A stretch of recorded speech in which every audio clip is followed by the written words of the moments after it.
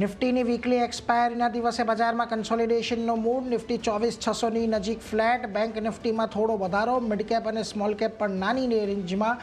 India Vicks લગભગ 2% વધ્યો.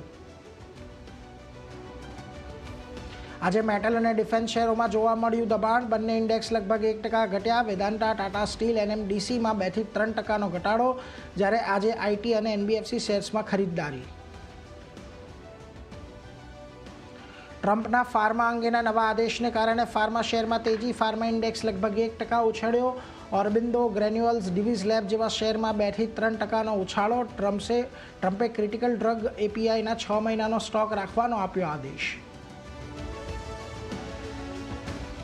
મજબૂત પરિણામો પછી મુથુટ ફાઇનાન્સમાં 10%થી વધુનો ઉછાળો. જ્યુબિલન્ટ ફૂડ્સ અને વિશાલ મેગા માર્ટમાં પણ સારી તેજી. બંને સ્ટોકમાં ક્રમશઃ 1 થી 2%ની આવી ખરીદદારી. અશોક લેલેન્ડ, આઈઓસી અને ગ્લેનમાર્ક સહિત વાયદાની 6 કંપનીઓના આજે આવશે પરિણામ. અશોક લેલેન્ડના નફામાં 10%, તો ગ્લેનમાર્કના નફામાં 11%નો ઉછાળો શક્ય.